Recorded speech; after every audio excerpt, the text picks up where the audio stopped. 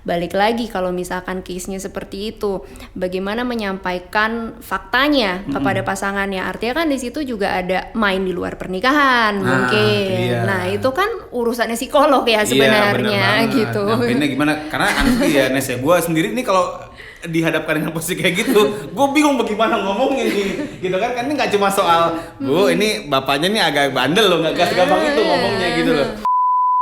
Tapi gue selalu ingetin gitu, kalau misalkan orang-orang mau explore, orang-orang mau melakukan misalkan lagi bahas tentang posisi lah apa segala macam, lakukan yang nyaman dan aman. Amannya gitu. jangan lupa. Jangan lupa.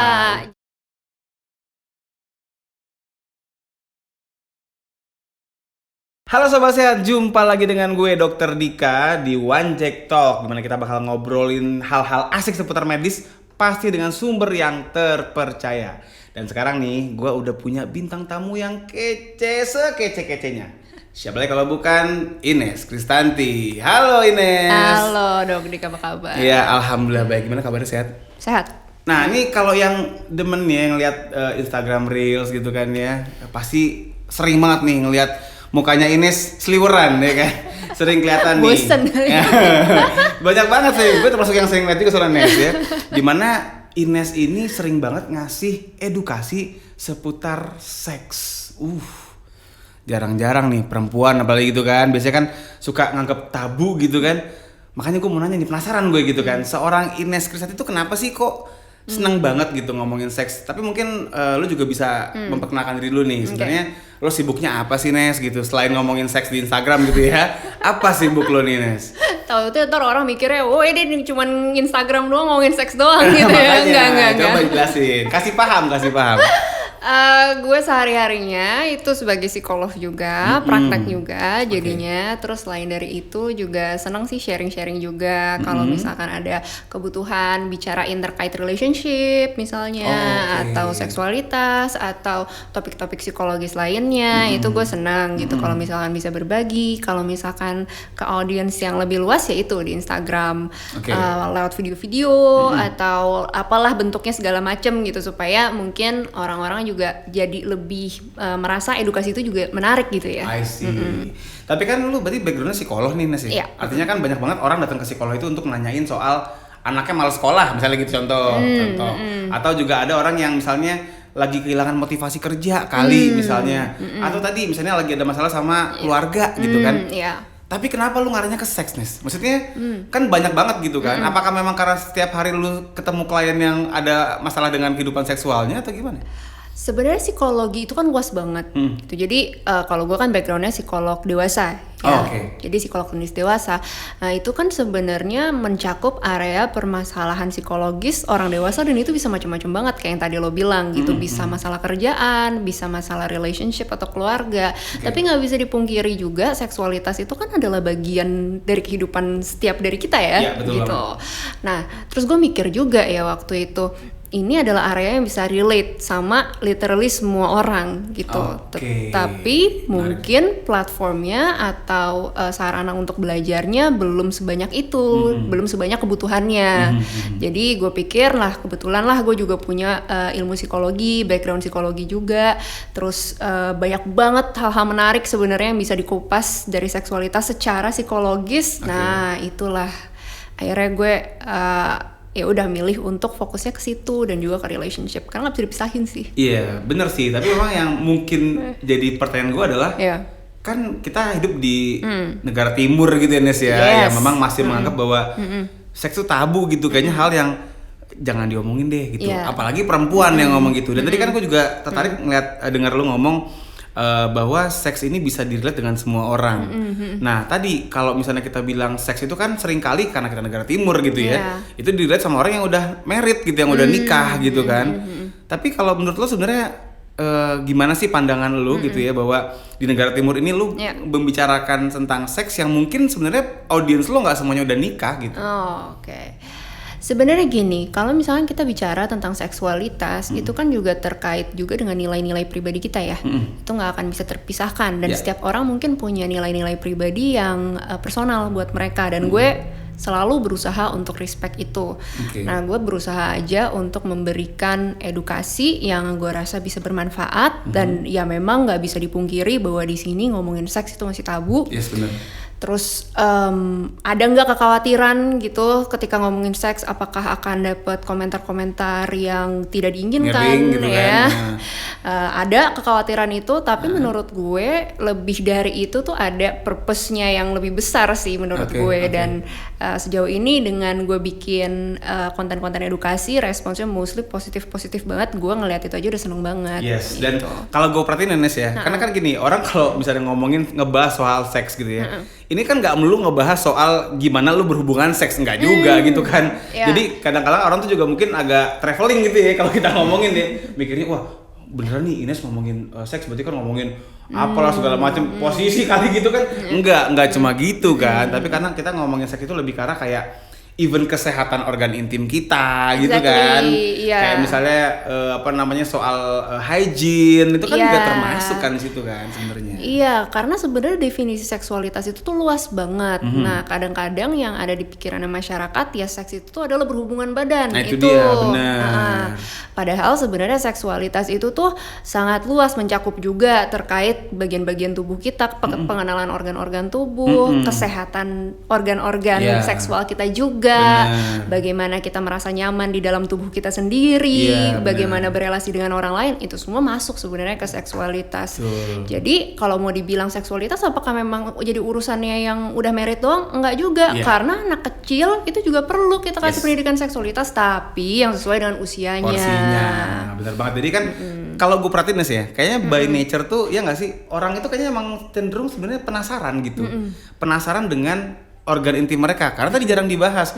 Makanya kenapa nih ngaku deh lu pada nih, kalau lagi pelajaran biologi itu kan paling lama itu kan di halaman yang ada organ reproduksinya kan paling lama tuh kan, diplototin aja gitu kan. Nah, coret-coret lagi gitu kan. Nah, jadi memang sebenarnya by nature kayaknya orang tuh penasaran sebenarnya. Tapi karena tadi gue setuju banget kata lo, channelnya kayak kurang gitu loh.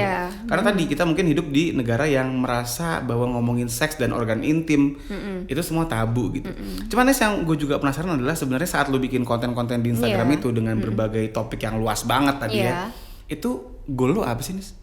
Lu punya misi apa gitu maksudnya? Gue sebenarnya misinya sederhana sih menurut gue. Gue pengen menormalisasi pembicaraan terkait ini dan gue pengen memberikan tempat yang aman untuk orang-orang bisa bicara tentang seksualitasnya. Gue mungkin nggak bisa kasih semua informasinya, gue bukan orang yang paling tahu sedunia gitu. Obviously ya. Tapi dengan gue mulai apa yang gue bisa, memberikan safe space itu supaya orang mulai bisa, ya it's okay loh sebenarnya kalau misalkan pengen tahu terkait tubuh saya, pengen tahu terkait seksualitas saya, it's okay, itu boleh gitu. Nah itu sih sebenarnya ya. Ini nggak muluk-muluk sih. Iya, berarti paling nggak memberikan orang supaya bisa explore dan bisa ngebahas gitu ya. Karena gue juga sering banget nih kalau gue perhatiin ya, gue kan juga suka penasaran gitu. Kalau gue ngeliat konten lo Nes, gue pengen tahu komen orang-orang. Gue penasaran. Dan selama ini kan kita memang dibentuk atau dikasih paradigma bahwa yang namanya perempuan itu sama sekali nggak boleh ngomongin atau ngebahas soal seks. Tapi yang menarik adalah kalau gue ngeliat di komen lo, itu kebanyakan yang ngomong ibu-ibu. Ngerti nggak lo? Karena juga audiens gue banyak kan cewek sebenarnya. Artinya juga ya tadi sebenarnya perempuan pun juga punya rasa penasaran, pengen ngomongin, pengen ngebahas, karena itu memang hal yang ya emang by nature aja gitu kan. Kita kan semua nggak laki nggak perempuan juga pasti perlu tahu dan memang ada rasa penasaran gitu kan. Jadi ya kebukti banget gitu apa yang ngomongin. Tapi kalau dari segi kayak misalnya nih selain tadi lu ngasih ruang gitu. Tapi ada nggak sih mungkin campaign tertentu lah gitu yang memang pengen lo sampein? Kayak tadi kan lo bilang sempat misalnya pada anak gitu kan, nggak cuma orang yang udah nikah doang lo gitu. Apa sih mungkin hal-hal yang pengen lo kampanyein gitu ya? Pesan-pesannya lah kira-kiranya tuh apa ya? Karena seksualitas itu tadi luas banget gitu, jadi bukan it's not always about hubungan badan aja gitu, tetapi ya balik lagi. Ketika kita membicarakan seksualitas yang holistik, itu tentunya juga mencakup kesehatan gitu sih. Jadi memang sebenarnya termasuk kesehatan ya. Dan kalau bicara kesehatan seputar seks itu memang yang mungkin sering banget juga menjadi isu itu ya mungkin STI ya, atau sexually transmitted infection. bahasa jakselnya begitu. Bahasa jaksel. Kalau bahasa Indonesianya sering disebut IMS ya Nes ya. Infeksi menular seksual. Yang memang banyak banget nih orang, dan gue pengalaman gue juga nih ya. Mungkin sobat sehat juga kalau gue boleh sharing sedikit. Gue kan dulu sempat kerja di sebuah kota yang gue gak akan sebut namanya, tapi kota ini terkenal dengan sex life-nya yang memang agak bebas. Dan di situ memang gue banyak banget nemu case-case ya tadi infeksi menular seksual itu ya, dari model kayak herpes gitu, atau misalnya mungkin ada yang tahu Lion King, Raja Singa ya, Lion King Raja Singa, sifilis. Nah itu juga termasuk penyakit menular seksual juga yang memang banyak kejadiannya, dan yang nggak kalah ngeri itu adalah yang namanya HIV. AIDS ini yang emang bisa dibilang ngeri-ngeri sedap, karena angkanya sih kayaknya dengan ngelihat zaman sekarang kehidupan makin bebas gitu ya Nes ya, kayaknya makin naik nih gitu kan, makin banyak gitu. Tapi kalau lo sendiri pernah nggak sih, atau misalnya ada nggak campaign lo gitu yang memang arahnya adalah untuk mencegah si penyakit seksual ini?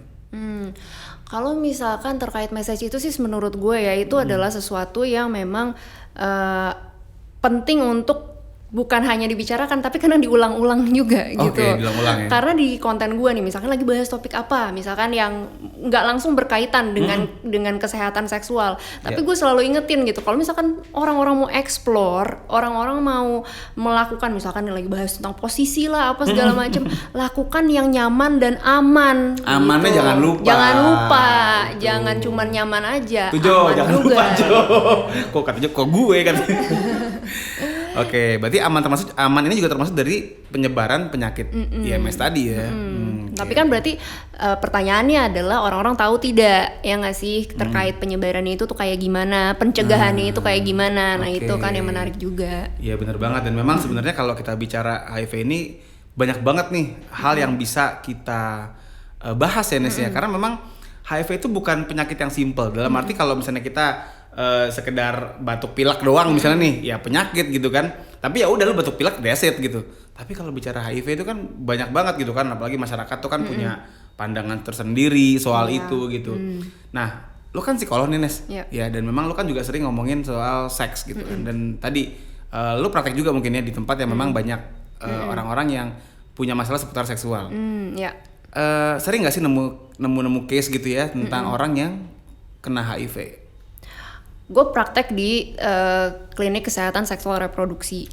Jadi of course memang yang datang ke sana itu juga adalah orang-orang yang mau ngecek kesehatan seksual reproduksi mereka gitu kan. Nah kemudian yang nggak kalah penting aspek dari si kesehatan seksual reproduksi itu atau angka positif atau negatif itu adalah psikologis orangnya. Iya, gitu. Karena kan mungkin kita bisa memberikan hasil gitu ya. Oke, hasil tesnya begini. Negatif gitu ya, kan maksudnya. Tetapi kan nggak bisa dipungkiri ada proses psikologis, proses yang dialami oleh orang tersebut sampai mungkin pada akhirnya ke penerimaan dan kemudian akhirnya bisa menjalani treatment dengan baik. Karena kan kita tahu sendiri ya kalau misalkan HIV/AIDS sebenarnya treatmentnya udah ada gitu. Betul. Tinggal memang ketika orang mau menjalani itu kan tetapi butuh persiapan psikologis juga. Pasti. Terus tahu apa yang memang dia akan hadapi nantinya gitu. Jadi itulah tempat gue bantu sih sebenarnya. Oke, jadi memang di klinik lo ini kerjasama antar profesi ya. Berarti ada dokternya, ada orang labnya pasti juga. Ada psikolog juga gitu. Karena tadi kalau orang tuh kan begitu tahu dia kena penyakit, sebenarnya nggak HIV doang sih ya. Kayak gue juga pernah nemu case-nya gitu lah ya. Ada suami gitu ya, seorang suami yang dia kena penyakit menular seksual. Nah, istrinya juga kena. Suaminya itu dapat dari tempat lain lah istilahnya gitu. Nah, ini kan juga hal yang secara psikologi ini perlu banget gimana lu mau nyampeinnya gitu kan. Exactly, karena kan itu bukan hanya sekedar hasil medisnya saja gitu. Tetapi di situ kan juga ada balik lagi kalau misalkan case-nya seperti itu, bagaimana menyampaikan faktanya kepada pasangannya. Artinya kan di situ juga ada main di luar pernikahan mungkin. Nah, itu kan urusannya psikolog ya sebenarnya gitu. Nyampeinnya gimana? Karena aneh ya Nes ya. Gua sendiri nih kalau dihadapkan dengan posisi kayak gitu, gue bingung bagaimana ngomongin nih, gitu kan ini nggak cuma soal, bu ini bapaknya nih agak bandel loh, nggak gampang itu ngomongnya gitu loh. Jadi memang benar banget. Tapi gini, kita ngomongin lagi soal HIV nih Nes ya. Karena juga sekarang kan ini bulan Desember ini kan juga bulan ini ya, Hari AIDS internasional, Hari AIDS dunia. Jadi memang kita pas banget nih ngomongin ini. Nah, pada kasus HIV itu kan kita tahu banyak banget ya stigma gitu.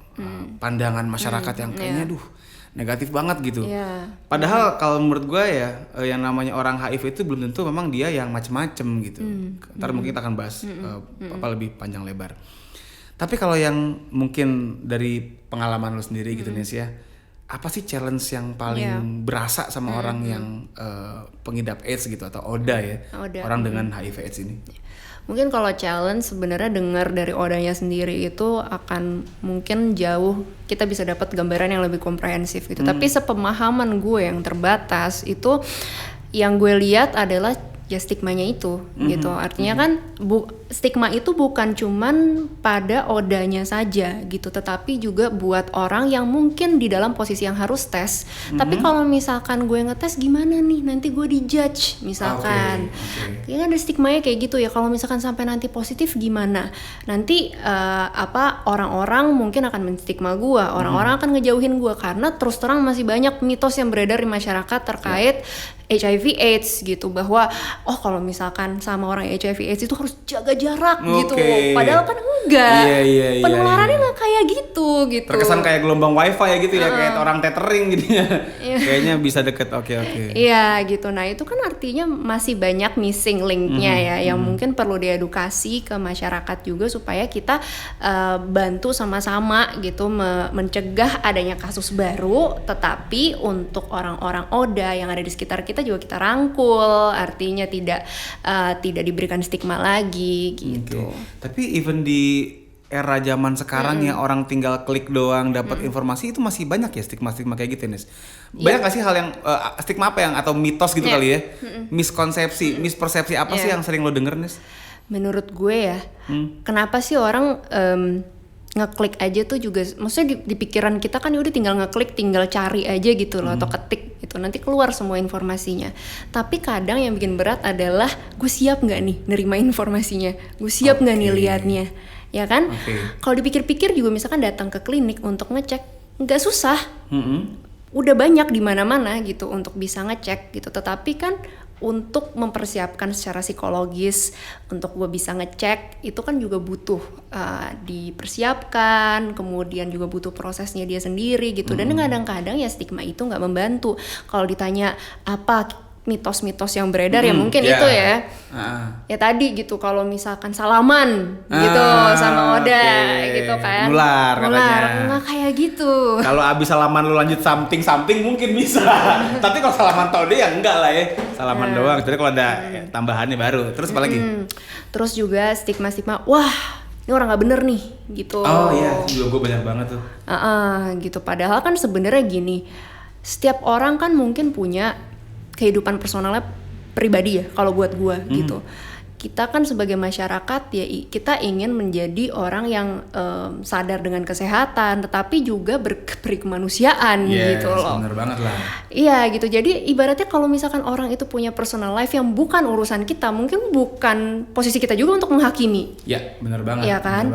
Tetapi yang misi kita yang lebih besar adalah supaya menjadikan HIV/AIDS ini penularannya, transmisinya itu ditekan, kemudian juga risikonya berkurang dan orang-orang lebih teredukasi terkait itu. Dan memang tadi gue sangat sepakat sekali 1000% ya soal stigma bahwa orang AIDS pasti anaknya bandel, orangnya macam-macam gitu.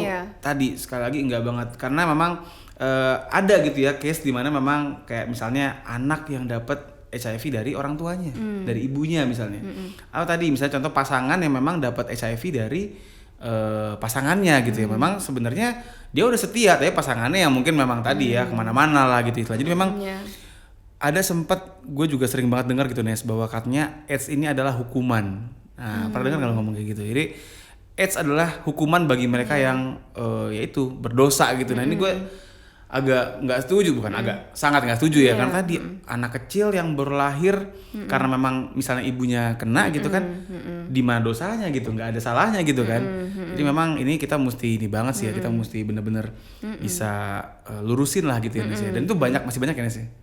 Gue lihat sih, maksudnya sepengetahuan gue ya, yaitu kalau misalkan memang di sekitar ya ada aja gitu, mungkin deep down gitu, atau mendengar teman-teman yang ngomong atau di sosial media gitu. Mungkin kadang-kadang kan di sosial media juga kita mau ngomong filternya juga lebih ini ya, kayaknya udah lebih blong gitu, lebih ya lost doll kalau orang bilang mah gitu. Jadi kayak ya udah ngomong apa aja gitu, padahal mungkin ngejudge sesuatu yang bukan pada tempatnya. Iya.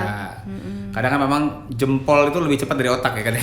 jempol gitu. Ketik dulu baru mikir. Iya, ketik dulu baru mikir bener apa enggak ya, udah desain gitu kan. Jadi memang banyak banget orang-orang yang akhirnya tadi, bahkan mungkin kalau gue tadi dengar dari apa yang lu pernah ceritakan, lu tadi ceritain, even orang mau ngetes doang aja takut kan gitu. Dan alhasil memang akhirnya, dan gue bisa ngerti kenapa. Gue bisa ngerti gitu loh, karena konsekuensi yang mereka pikir akan dihadapi itu susah gitu buat mereka, itu sulit gitu untuk berada di dalam sekitar stigma tersebut, tahu gitu bahwa itu yang mungkin akan dihadapi. Gue ngerti banget gitu, makanya kenapa akhirnya butuh waktu gitu akhirnya mereka untuk ngetes gitu. Tetapi sebagai orang-orang yang saling mendukung gitu ya, kita bukan semakin menambah beban ya, tapi memberikan informasi yang tepat juga, kemudian juga memberikan ketenangan psikologis juga. Benar gitu banget. Bukan semakin ditakut-takutin, itulah. Iya, dan tadi kita juga mesti bisa, kalau menurut gue nih Nes ya, tadi campaign yang juga gak kalah penting adalah bagaimana kita bisa mengenyahkan,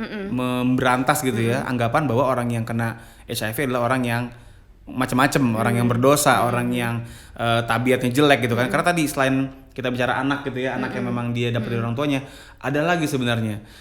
Karena kan sebenarnya HIV ini atau HIV/AIDS kan juga penyakit yang tidak hanya sexually transmitted, tapi juga dengan jarum suntik ya.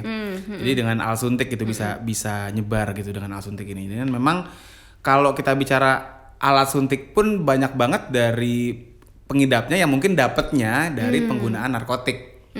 Oke lah, mungkin untuk orang-orang yang pengguna ini bisa dijudge oleh masyarakat bahwa memang dia bisa dibilang orang yang ya tidak selurus itulah ya, punya tabiat yang kurang baik lah gitu. Tapi juga ada loh orang-orang yang memang nggak sengaja kenanya gitu.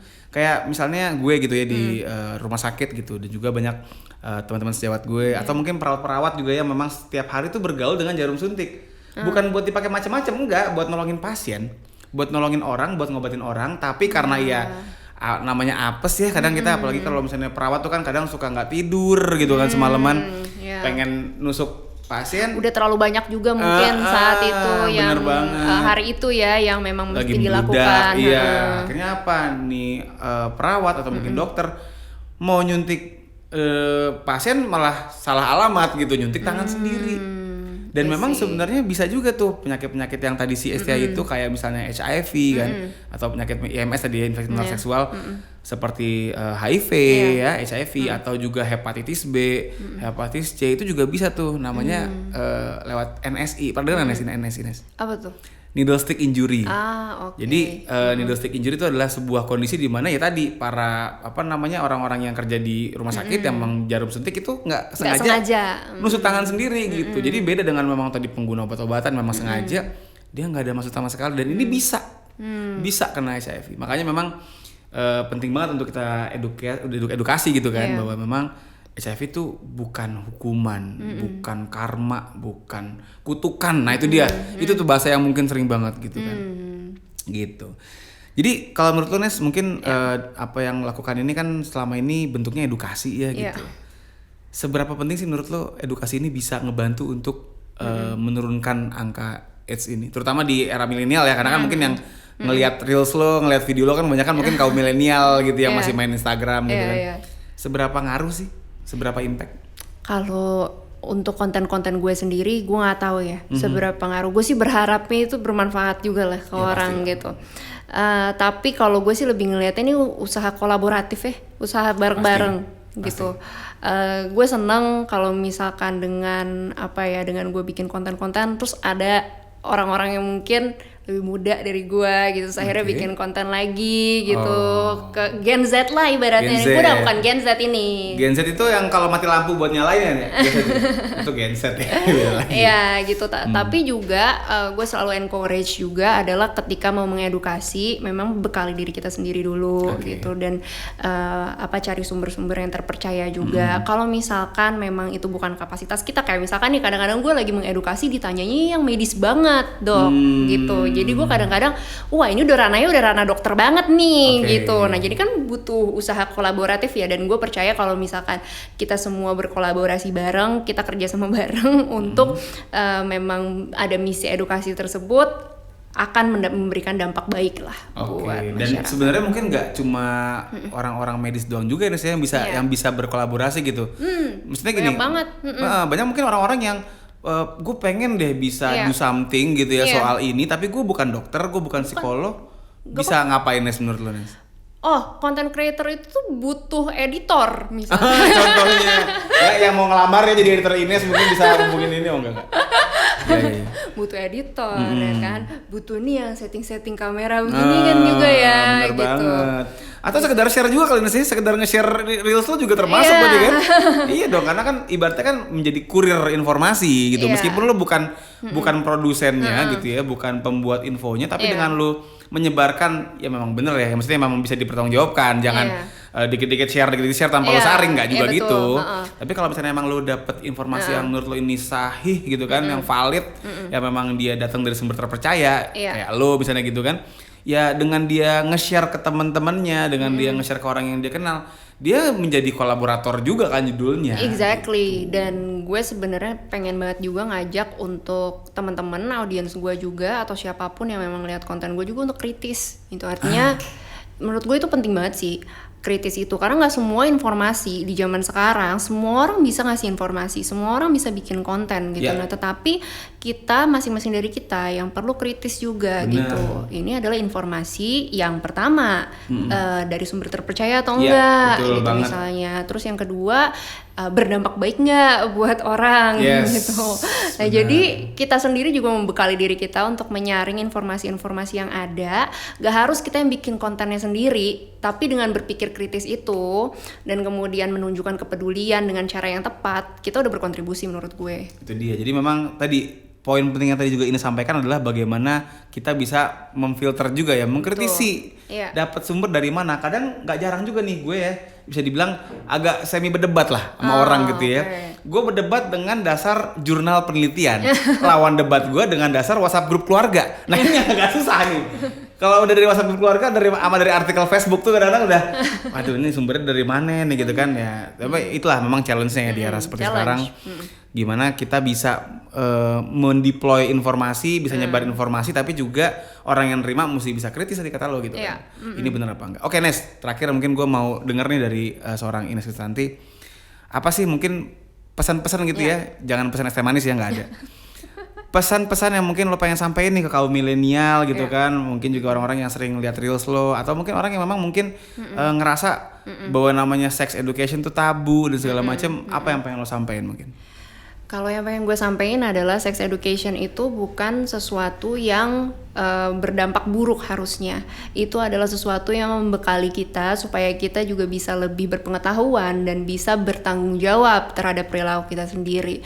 Makanya itu menurut gue akan sangat penting kalau kita semua berkolaborasi dan bekerja sama supaya edukasi yang tepat bisa nyampe ke orang yang membutuhkan.